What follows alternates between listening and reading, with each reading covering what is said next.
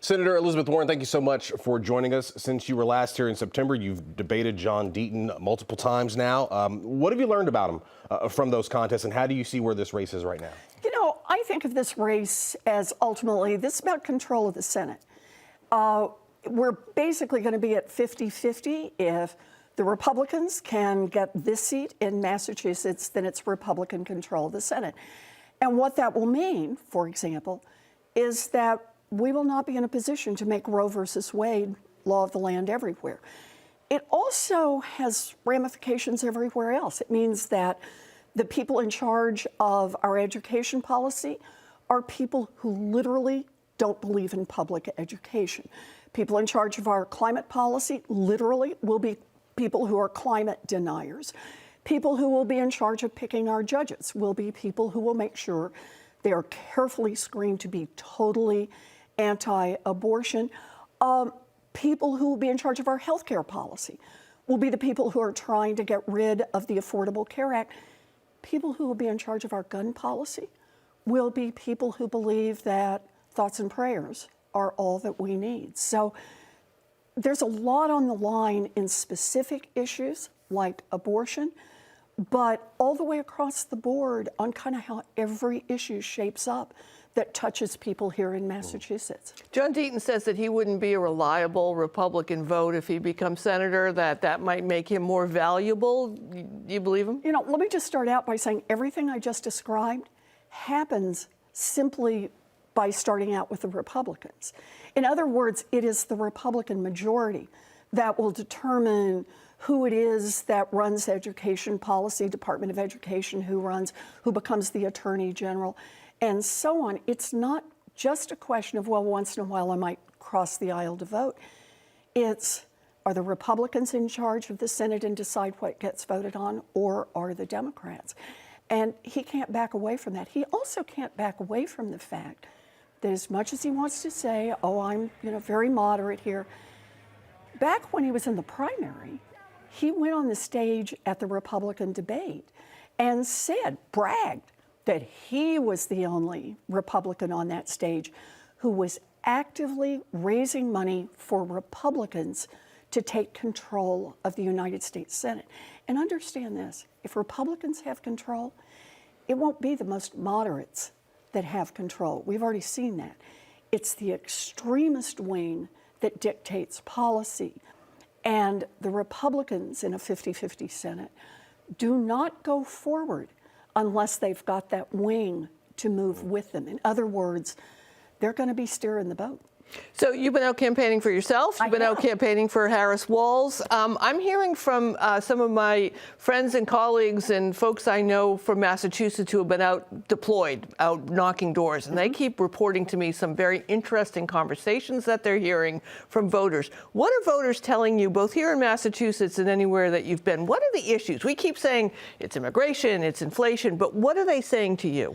So what I hear is much more about the stakes of this election. And I was just talking about the stakes of Senate control. Stakes at the presidential level just literally could not be higher. We just saw last night this rally in New York that has all the trappings of the Nazi fascist rally from back in the 1930s.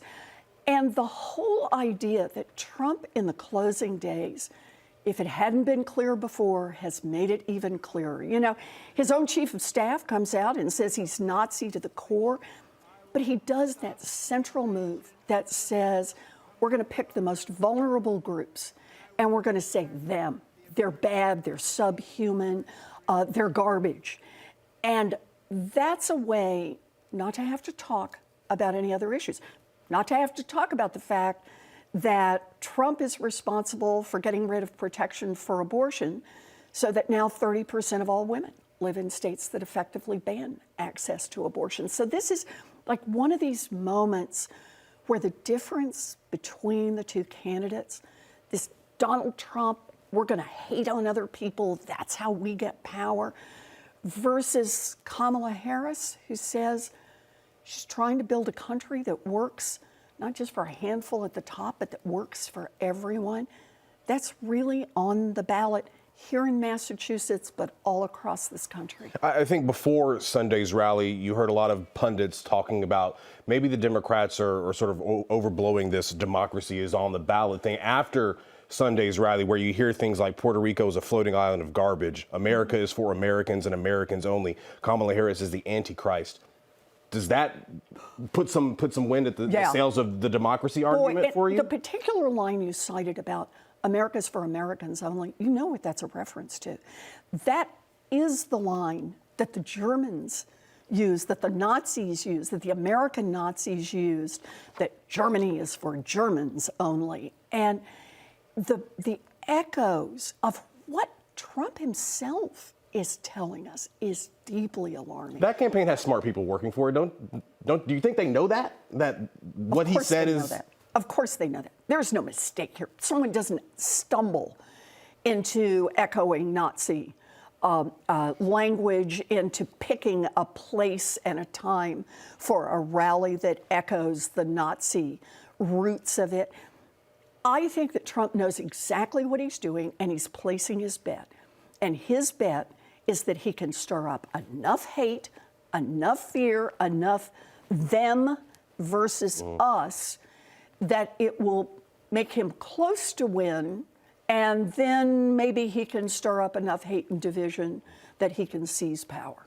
So let's talk back a little bit about Harris and Walz. The blue wall states we talk about, of course, the swing states that decide the election. We got Wisconsin, Pennsylvania, Michigan in particular. Which state are you most concerned about for a Walz-Harris win there?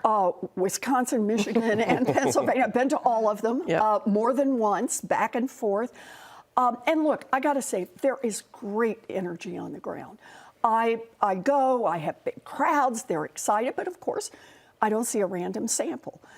People are giving it everything they've got in this election. And this is a moment when we try to help out from Massachusetts. I say, when people say, why are you here? You're running for re-election in Massachusetts. And my answer is, the best thing I can do for the people of Massachusetts is make sure that Kamala Harris wins the White House and Democrats stay in charge in the House and in the Senate. But this is one of those moments when people get it, and people are doing everything they can. Right here in Massachusetts, I talk to people who are on the phone making calls into Pennsylvania, making calls into Wisconsin, into Michigan, even into North Carolina and Arizona and Nevada and Georgia, right? All 7 of the states that are in play. People who are reaching down and sending another $10 to Bob Casey, or another $10 to, in Pennsylvania, of course, or another $10 to Tammy Baldwin in Wisconsin. You know, $10 gets you halfway toward a pizza on the ground for the volunteers who are coming into the offices and doing the door knocking, helping organize drives so that people will be able to get to the polls, people can vote early, trying to help out in that. All of that is by way of saying it's a time when you feel a real kinship with voters all around the country. We're on the front lines of a powerful battle that will be resolved in just 8 days. All right. Well, we'll have to leave it there. 8 days to go. Yeah. We'll see how it shakes out. Senator Elizabeth Warren, thanks for being back on ISG. Thank you for having me.